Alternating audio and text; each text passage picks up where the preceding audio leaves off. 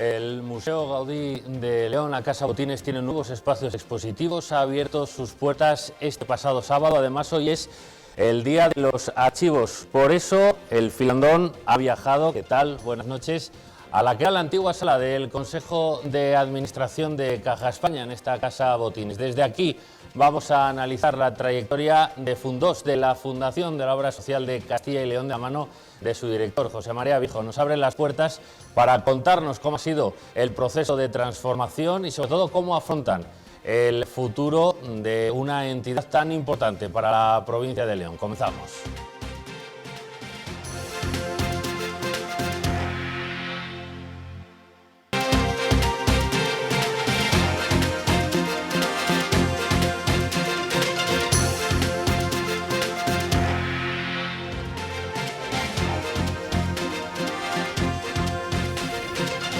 ¿Qué tal? Muy buenas noches. Bienvenidos a un nuevo Filandón, bienvenidos a los espectadores de la 8 León y la 8 Bierzo. Como ven, un Filandón especial, el que tenemos hoy, 9 de junio, es el Día de los Archivos y nos hemos venido a uno de los museos de León donde más podemos disfrutar de la historia, de los archivos, de los tesoros que se encuentran en la enorme documentación que nos ha ido dejando la historia de esta tierra. Estamos en la Casa Botines, en el Museo Gaudí. Nos acompaña el director de la Fundación de las Obras Sociales de Castilla y León, José María Viejo. ¿Qué tal?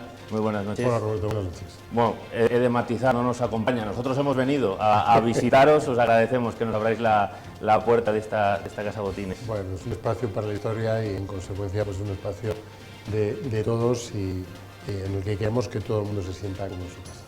Pues para charlar con José María Viejo, presento también a los compañeros que están en este Filandón, empezando por mi derecha, Miguel Ángel Blanco, periodista de la 8 Bierzo. ¿Qué tal? Muy buenas noches. Buenas noches. Al director del Diario de León, Joaquín Torné. Muy buenas noches. Buenas noches. Y a mi izquierda, nuestra compañera de la 8 León, Moria Murciego. Muy buenas noches. Buenas noches a todos. Gracias a los tres por acompañarnos y, como decimos, hay mucho de lo que hablar con respecto a Fundós, a esta Casa Botines, a los proyectos que se están llevando a cabo. Por eso, sin más dilación, comenzamos, Mónica, si te parece, con esta charla, José María. Pues yo quiero plantearle, estamos en uno de los exponentes de Antonio Gaudí fuera de Cataluña, junto a Comillas y junto al Palacio Episcopal de Astorga. Y yo quiero preguntarle, ¿es tan complicado aprovechar el tirón que tiene la Sagrada Familia con más de 4,5 millones de visitantes antes de la pandemia, por supuesto, y también acaba de reabrir sus puertas? ¿Es tan difícil aprovechar ese tirón para aumentar las visitas aquí a Botines?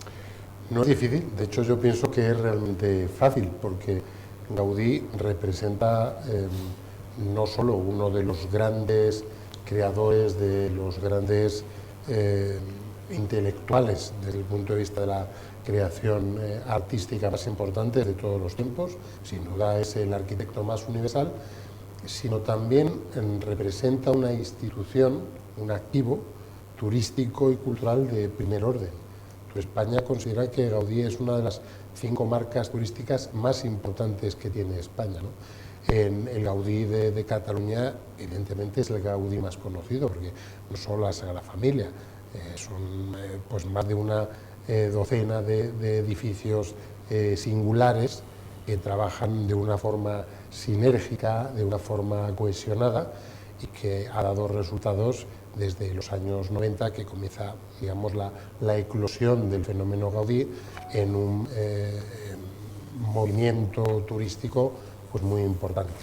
Claro, en el noroeste de España llevamos pues muchos años de retraso en incorporarnos a esto, ¿no? No había una explotación turística de esta marca, de este activo, y los edificios tampoco ponían el acento en la autoría de Gaudí. El Museo de los Caminos, el Palacio Episcopal de Astorga, bueno, era un museo diocesano, prácticamente Gaudí pasaba desapercibido. Ellos ahora operan bajo la marca Palacio Gaudí Astorga, lo cual da idea de que evidentemente saben que es Gaudí quien realmente tiene que protagonizar el proyecto museístico de ese edificio, ¿no? Nuestros amigos de Comillas es un edificio visitable, fue incluso un restaurante japonés en tiempos, que es propiedad de unos japoneses, llevan bastante más tiempo que nosotros trabajando en este aspecto, y la Casa Botines pues lleva abierta desde abril de 2017 como museo menos de 2 años, y obviamente pues queda mucho por hacer, pero creo que la apertura del edificio ha demostrado que Gaudí para León puede ser un activo de primerísimo orden, ¿no? Nosotros en poco más de 2 años hemos conseguido convertirnos en el segundo más popular de Castilla y León, después del Museo de la Evolución Humana, ingresar en organizaciones como la Ruta Urbana la Ruta Europea del Modernismo, el Consejo Internacional de los Museos, la Asociación Española de Museología, y convertir este edificio en un referente cultural y un activo que consideramos que puede ser estratégico para lo que representa la vida cultural y turística de la ciudad. Bueno, estamos en lo que era la sala del Consejo de Administración de la desaparecida Caja España, Caja Duero, ¿no? Caja España Duero, y no tiene absolutamente nada que ver. El concepto de este edificio es un concepto económico y ha pasado a ser un concepto absolutamente cultural.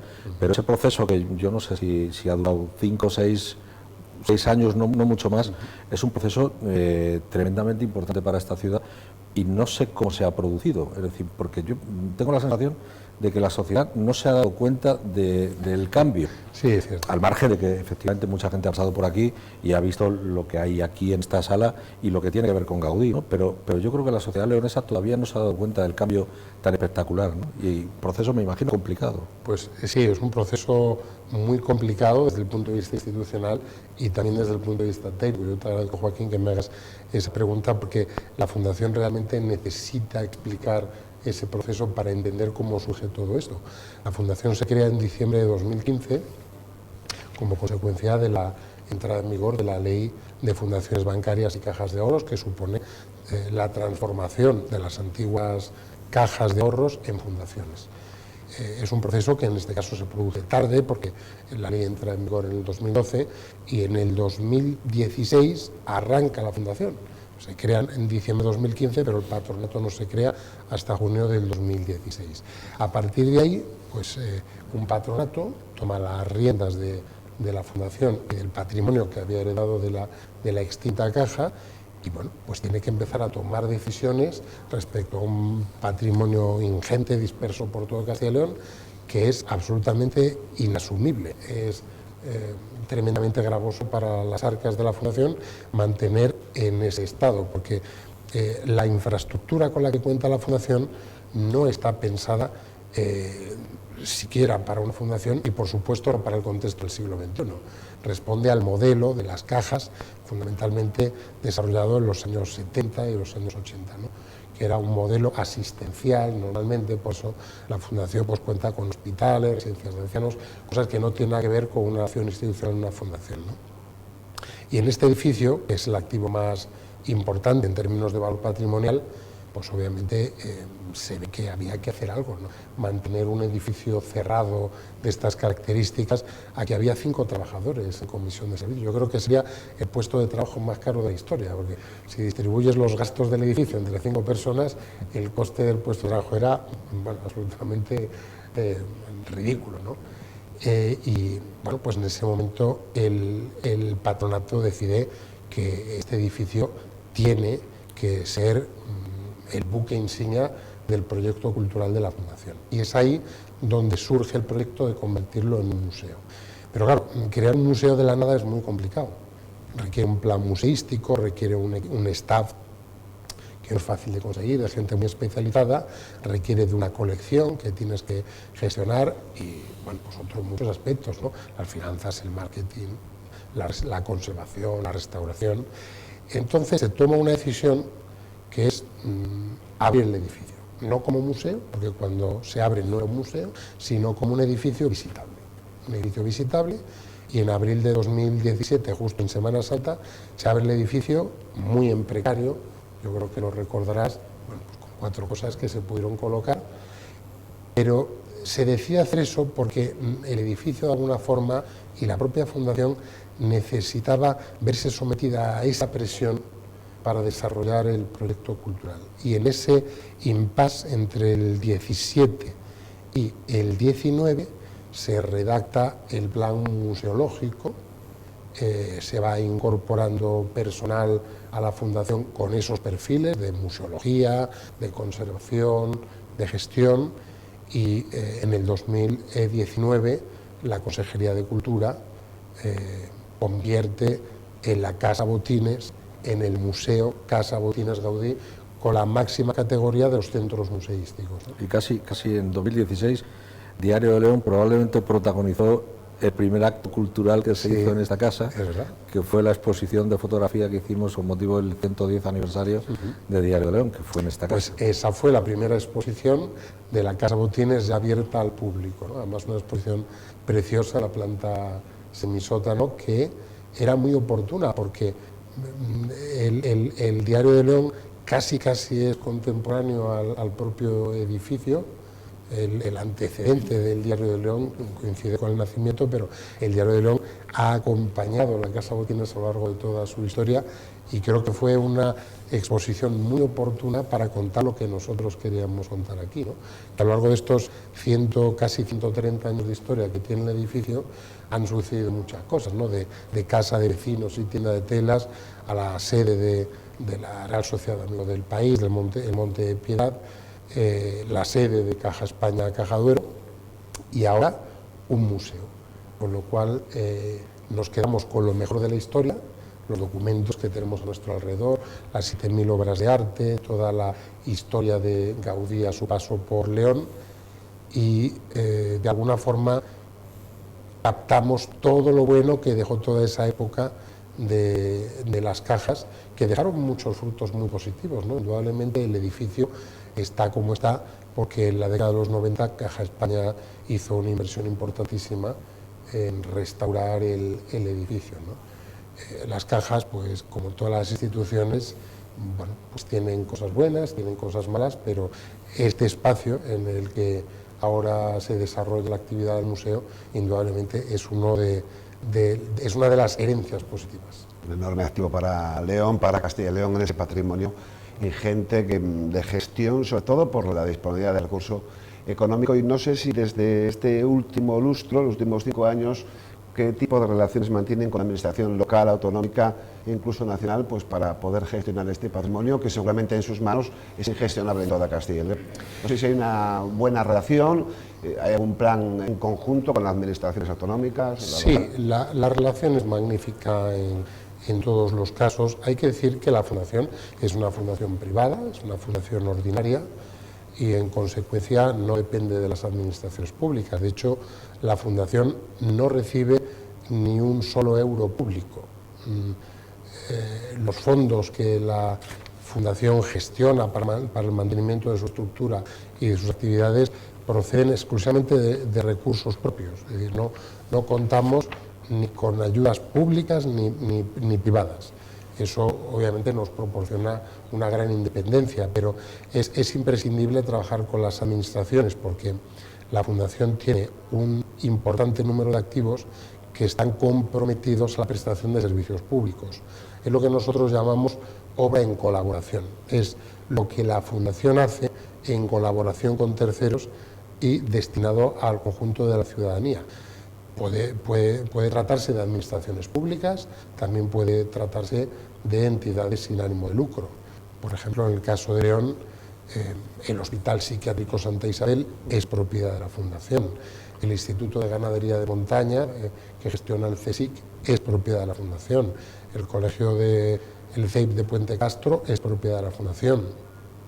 La Escuela Superior de Arte y Conservación de Bienes Culturales es propiedad de la Fundación. De hecho, fue la primera sede de la Real Sociedad de Amigos del País. Y luego entidades privadas, como el Colegio Leonés de la calle Cordera, es propiedad de la Fundación. Y luego hay también centros en distintos puntos de la provincia, Medina de Órbigo, La Pola de Cordón, Benavides, que cuentan con activos patrimoniales que son propiedad de la Fundación. Intentamos que todos estén en funcionamiento, en muchos casos cedidos o gestionados por administraciones o por otras entidades y en algunos casos gestionados directamente por la Fundación. Pero el entendimiento con las instituciones para nosotros es muy importante. De hecho, consideramos que es nuestro socio preferente, porque a la hora de desembarcar como fundación en una localidad, en un territorio, preferimos hacerlo con las administraciones locales. De hecho, creo que hemos ido consolidando un modelo de colaboración público-privada que ha dado muy buenos resultados. Por ejemplo, en Soria, el Centro Cultural Gaya Nuño, que cogestionamos con el Ayuntamiento de Soria y que en breve será otro museo, será el Museo Gaya Nuño, es un ejemplo del resultado de este modelo de generar espacios de entendimiento y de actuación entre una fundación privada y una administración. Me refería sobre todo en qué sentido revierte sobre la fundación lo que la fundación aporta a la cultura en Castilla y León, a las visitas de este patrimonio a una comunidad que necesita turismo, como todas, ¿no? Pero claro, el turismo es clave. ¿En qué sentido revierte la administración sobre lo que ustedes aportan? Lo que nosotros cedemos a la administración cedido está. En ese sentido no hay ninguna contrapartida. Otra cosa es que hay algunos activos que tienen un régimen que no es el de cesión o el de comodato, sino el de alquiler. Y obviamente eso también genera unos ingresos que la Fundación necesita. Luego, si queréis, entramos un poco en el capítulo de dónde vienen los ingresos, ¿no?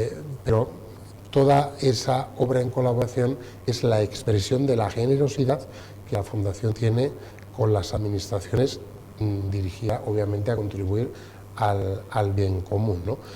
No es una generosidad, digamos, innata de la Fundación, que debe serlo, es una entidad sin ánimo de lucro, sino también es una generosidad que supone el mantenimiento de un legado, porque las cajas en su momento generan todo ese tipo de patrimonio y que se pone a disposición de la ciudadanía a través de la inversión de sus beneficios en obra social, ¿no? Es la continuación de esa labor social que en su momento hicieron las cajas.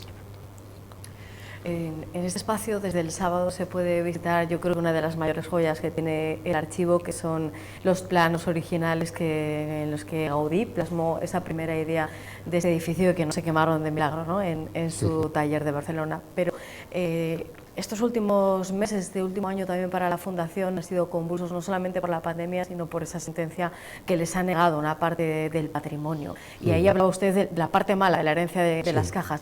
¿Han pasado página de esa situación tan dolorosa para ustedes? Sin duda, sin duda. Yo creo, Mónica, que pasamos página el mismo día que se presentó la demanda.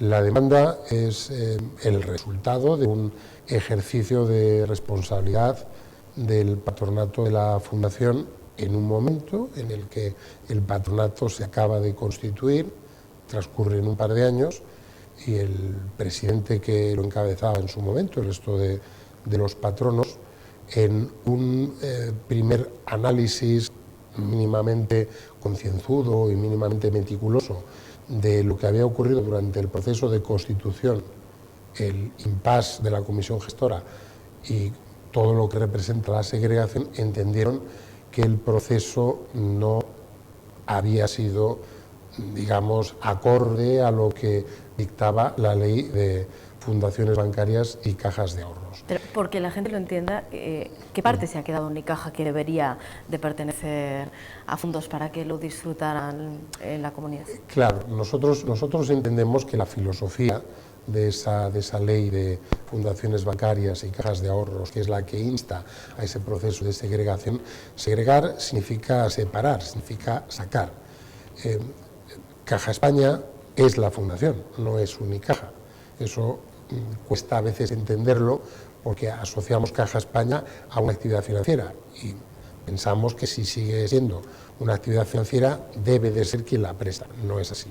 La ley lo que dice es que las cajas se transforman en fundaciones y segregan el negocio bancario en favor de un tercero, que puede ser un banco que ya exista o un banco que tú crees. Caja España creó el Banco CEIS, o sea, Caja España se transformó en la Fundación España Duero, que somos nosotros, luego se le cambió el nombre por esa misma circunstancia y transfirió su negocio bancario a un banco que creó, que era el Banco CEIS, ¿no? Banco Caja España de Inversiones La Banca y Soria. Cuando el Ministerio de Economía, a través del FROB, interviene la entidad, las acciones que eran de la Fundación pasan a ser del Estado español, con lo cual nuestra Fundación deja de ser una fundación bancaria, una fundación de carácter especial, y pasa a ser una fundación ordinaria, una fundación privada convencional. Con lo cual perdemos cualquier tipo de contacto jurídico con el banco, ¿no? El banco CEIS, ya en aquel momento propiedad, mediante la compra de las acciones, de Unicaja Banco Sociedad Anónima, ¿no? Después se crea el patronato de la fundación, transcurren 2 años y el patronato decide presentar esa demanda porque considera que el proceso de segregación no ha sido el razonable, entendiendo por razonable la separación entre lo que es financiero y lo que es obra social. Es tan sencillo como dejar en la fundación aquello que pertenecía o que estaba destinado a obra social y cultural y segregar aquello que está destinado a actividad financiera. ¿Qué es la actividad financiera? Pues las oficinas y todo tipo de actividades de carácter financiero o complementarias, que se prestaban muchas, seguros, viajes, las sociedades participadas, es la parte de negocio. Pero lo que ocurrió es que muchos activos que no eran financieros, sino eran obra social y cultural, no se quedaron en la fundación. En el caso de León, pues la Casa de las Carnicerías, el edificio de Santa Anonia, que evidentemente era obra social, ¿no? La Fundación entendió que ahí se estaba menoscabando los intereses de una fundación a la que la ley otorgaba unos derechos, ¿no? Y en ese sentido, pues el patronato entendió que en el ejercicio de su responsabilidad, que es la legítima defensa de los intereses de la Fundación, pues debería hacerlos valer judicialmente, ¿no? Luego se produce la sentencia, una sentencia que evidentemente pues tiene muchas lecturas, pero en ese impasse entre la presentación de la demanda y la sentencia han pasado muchas cosas. La Fundación se ha puesto a funcionar, se creó el museo, se creó la red de auditorios, se abrieron al público, el Gaya Nuño de Soria, se creó el Montecil, el Monte de Piedad de Castilla y León, se han puesto en marcha todos los proyectos, hemos pasado de 5 a 30 empleados, hemos pasado de 1.750.000 euros de déficit en la cuenta de pérdidas y ganancias, el Evita, hace 4 años, a 18.000 en positivo el año pasado. Es decir, la demanda nunca ha condicionado la actividad de la Fundación. Estaba ahí y obviamente pues, los servicios jurídicos de la Fundación trabajaban en ella, pero apostarlo todo a esa carta pues no parecía muy sensato, no porque la Fundación no confiara en el resultado de la demanda, sino porque eran cosas diferentes. Una cosa es defender lo que se supone que son los intereses de la Fundación, que son los intereses al final de las personas, porque el patrimonio está al servicio de la gente. Nosotros pensamos que todos esos activos que ahora forman parte de una empresa privada deberían estar anclados al territorio. A nosotros tampoco nos gustaría que los activos que la Fundación Unicaja ha generado a lo largo de la larga trayectoria, magnífica trayectoria de Unicaja y de las distintas cajas, que también son resultado de fusiones, han hecho en ese territorio andaluz, pues estuviera vinculado a otros territorios. Las cajas tenían un componente claramente territorial y, bueno, pues en ese sentido pensamos que se causa un perjuicio. Nosotros asumimos la sentencia, la damos por superada y el hecho es que, como te comentaba, desde el primer día nos hemos puesto a trabajar y no hemos estado sentados a la puerta del juzgado esperando una sentencia. Llegamos al Ecuador de este filandón, tenemos que hacer una pausa para publicidad, enseguida seguimos hablando con José María Viejo, seguimos abordando distintos temas relacionados con Fundos, con esta Casa Botines. Será la vuelta de esta pausa para publicidad. Hasta ahora mismo.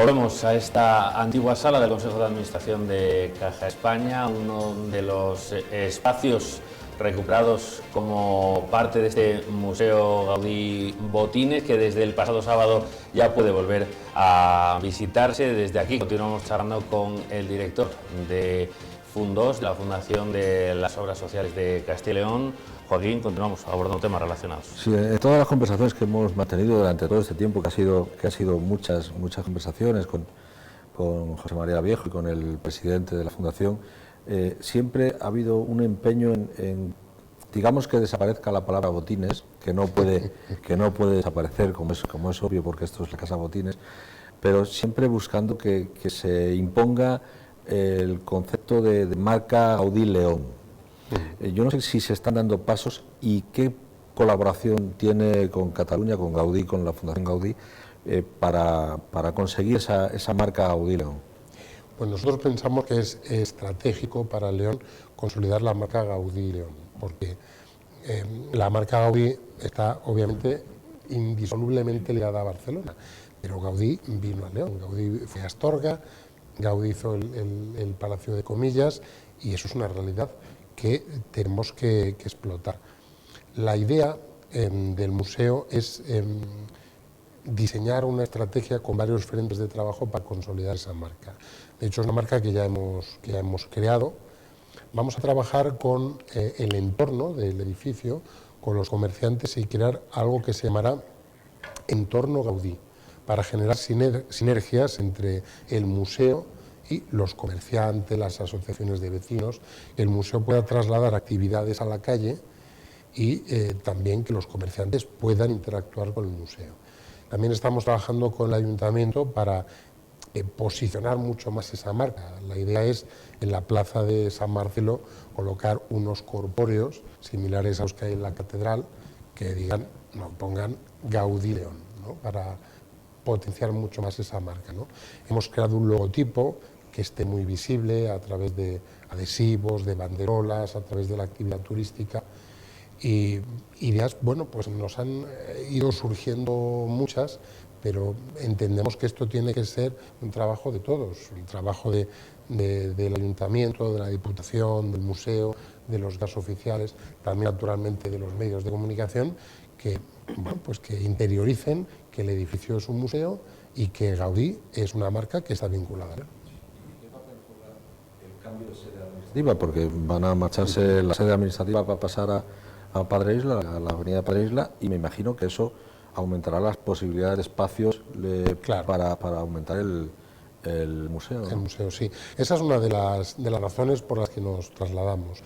Hemos adquirido la sede del antiguo banco hipotecario en Padre Isla, que son 4 plantas, que nos van a permitir, bueno, también instalar la oficina del Montecredit, del Monte de Piedad, pero también liberar el uso administrativo a Casa Botines, ¿no?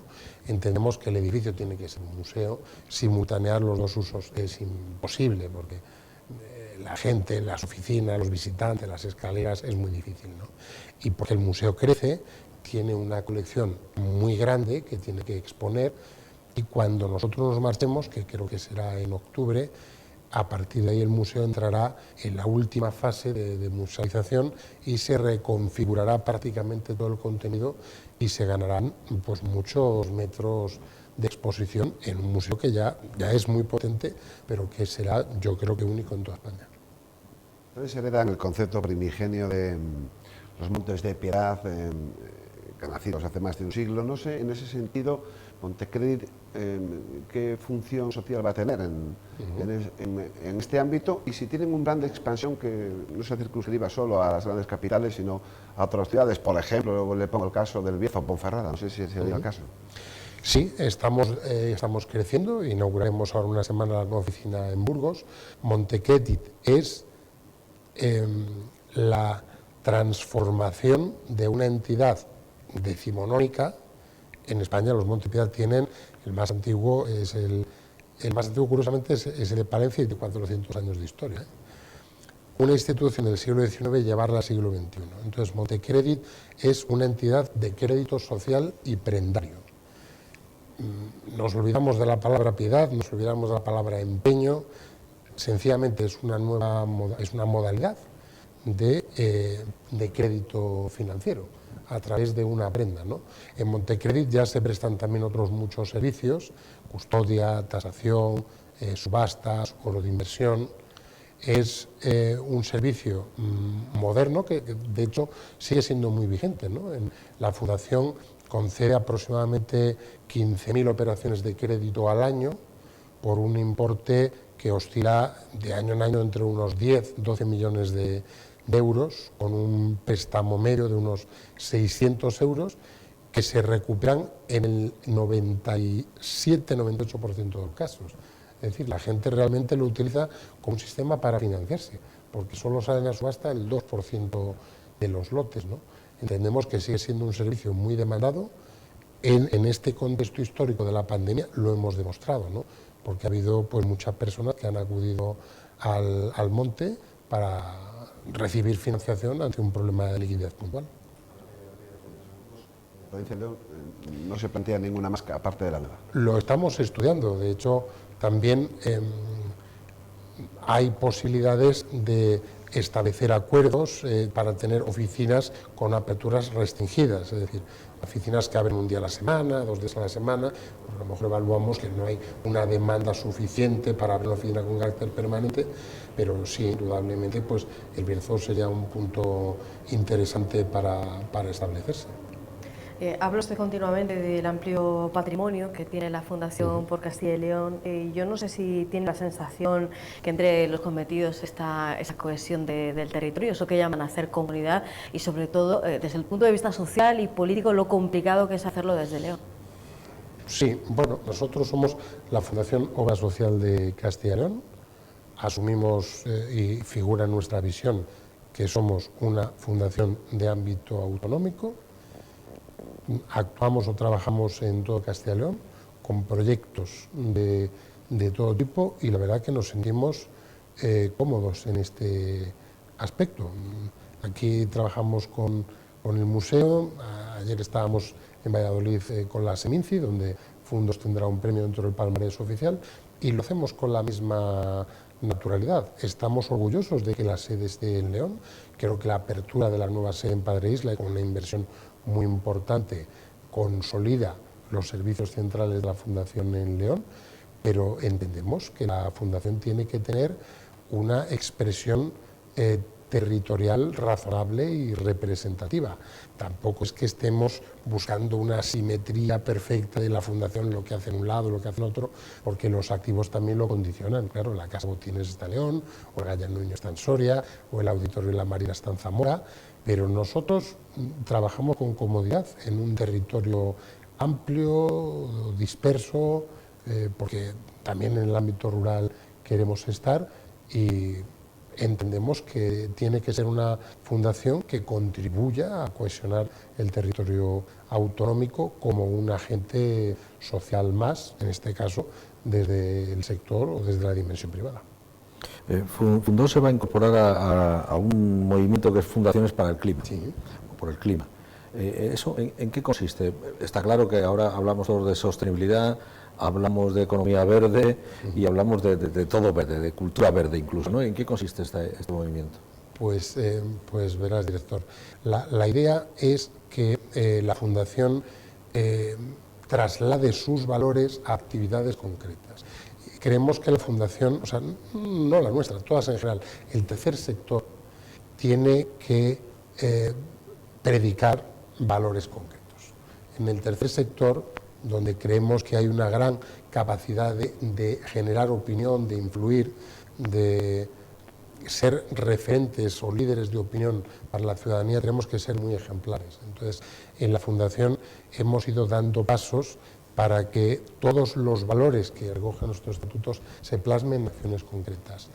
La sostenibilidad, la Fundación está presente en el medio ambiente a través de activos pues, como el Parque de Valcuevo en Salamanca, que sería algo así como el Monte San Isidro en León. Tenemos albergues, centros de la naturaleza, implican un compromiso de la Fundación con el medio ambiente.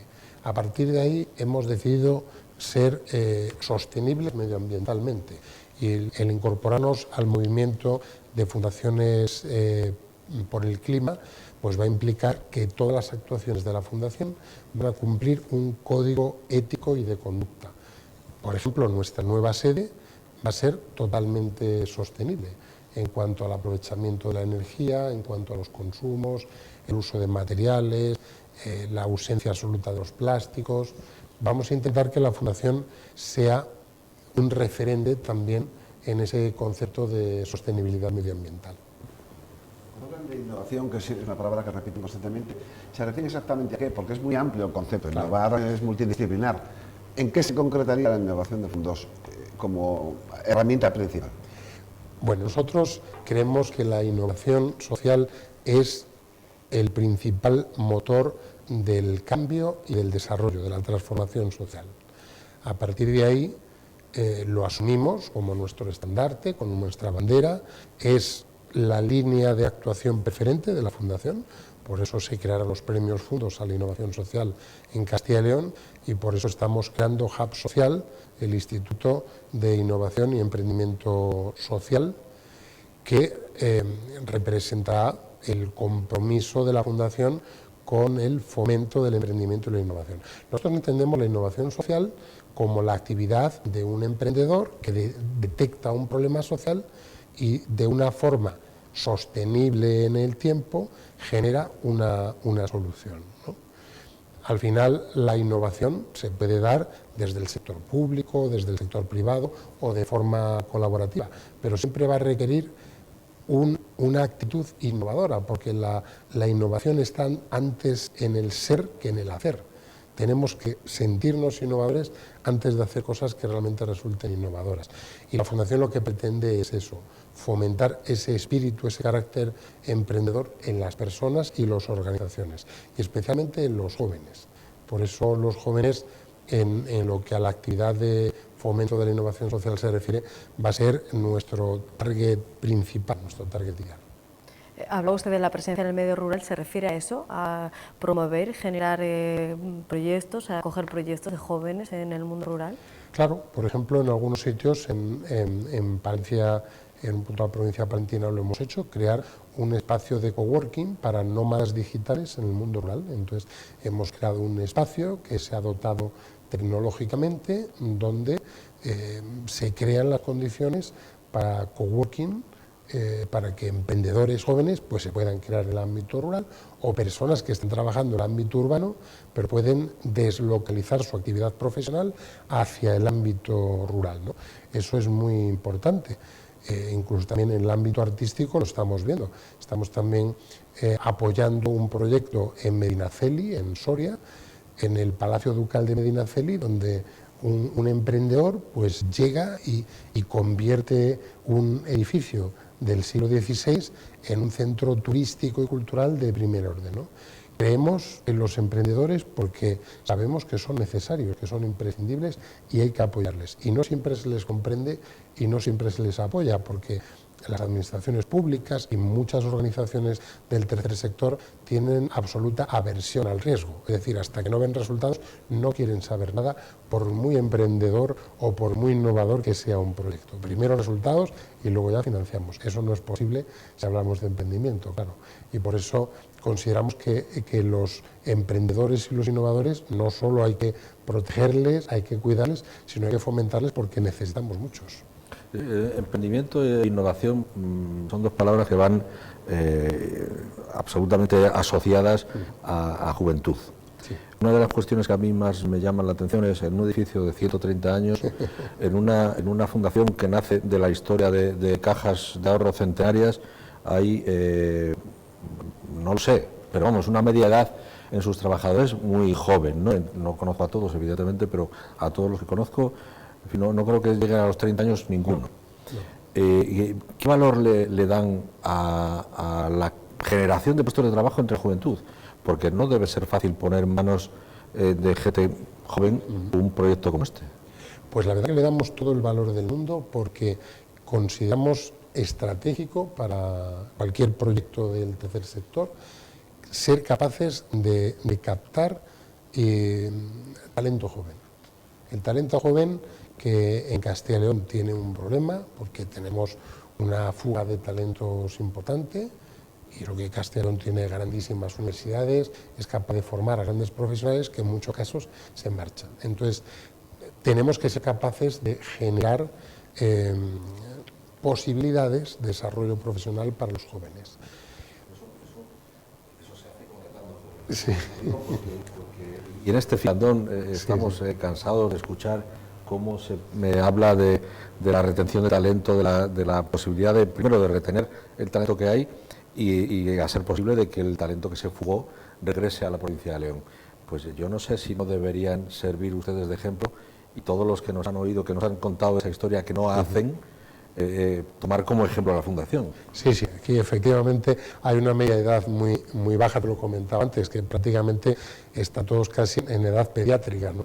Son niños, pero claro, son niños con carreras, con máster, con idiomas, con ganas, con talento, con iniciativa, con implicación, con compromiso en el proyecto, tienen el corazón rendido a un proyecto en el que realmente creen. Eso hace que la energía fluya, que las ideas fluyan.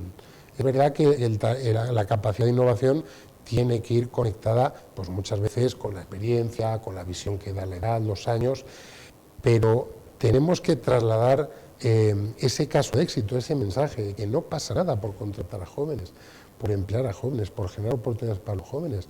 Los jóvenes son personas inteligentes que tienen capacidad. Además, estamos hablando de una generación entre los 25 y los 30, que probablemente es la generación más formada de la historia. El que menos pues te tiene 2 estudios de posgrado, habla 2, 3 idiomas. Son jóvenes brillantes y desde luego la Fundación está muy orgullosa de generar oportunidades para ellos, de retenerles y además de trabajar con ellos, porque desarrollamos un plan de carrera. No solo intentamos que ellos contribuyan a la Fundación, sino que la Fundación contribuya a ellos y queremos de verdad que la Fundación sea un buen lugar para trabajar y donde sus trabajadores se sientan felices. Bueno, que hable de ello quien lo practica, porque estamos hartos de escuchar hablar de este tema a gente que no lo practica, ¿no? Habla usted en referencia a lo que dice el compañero, pues de la juventud y sus dificultades profesionales. Todo esto pasa porque el país, la comunidad o la provincia, si me apura, salga de esta crisis internacional con esos fondos de residencia europeos. No sé, como espectador desde el ámbito del ánimo de lucro, ¿cómo vaticinan ustedes que puede ser esa recuperación lenta, rápida, eficaz, que pueden aportar a ella? Bueno, creo que en el tercer sector somos expertos en momentos de dificultad. El conjunto de las fundaciones como la nuestra, nosotros formamos parte de la CECA, la antigua Confederación de Cajas de Ahorros, las fundaciones que integran CECA han hecho una aportación de casi 800 millones de euros durante el periodo pandémico. Desde el tercer sector, curiosamente, se tiene la mejor atalaya para saber cuál es el estado de salud económica, de salud social de un país, porque es que son esos dispositivos los que primero llegan.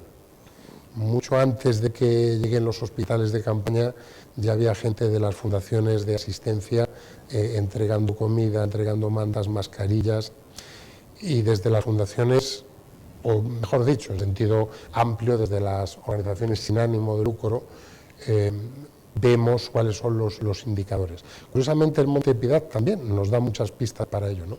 Nosotros pensamos que se están dando los signos para generar movimientos económicos que propicien un rápido rebote, ¿no? Pero también creemos que hay que avanzar muy mucho en generar condiciones que propicien otro modelo económico más sostenible y desde luego más favorable a desarrollar una actividad que pueda ser más competitiva internacionalmente. Visitamos un edificio que, como decíamos, el año que viene cumplirá 130 años desde que comenzó a construirse, y terminamos la charla mirando al futuro. Eso demuestra que también el legado de esta Casa Botines, de este Museo Gaudí en León, está más vivo que nunca. José María Viejo, muchísimas gracias por dedicarnos estos minutos y abrirnos las puertas de este museo. Ha sido un placer. Invitamos a todos los espectadores a que lo visiten y lo descubran, porque hay muchos secretos que se esconden aquí. Ya saben, desde este pasado sábado abierto de nuevo al público, así que recojan ese guante y no duden en visitarlo. Muchas gracias a José María y muchas gracias también a Miguel Ángel, a Joaquín, a Mónica. Muchísimas gracias por habernos acompañado y a todos ustedes por haber estado ahí una semana más. Volvemos dentro de 7 días. Muy buenas noches.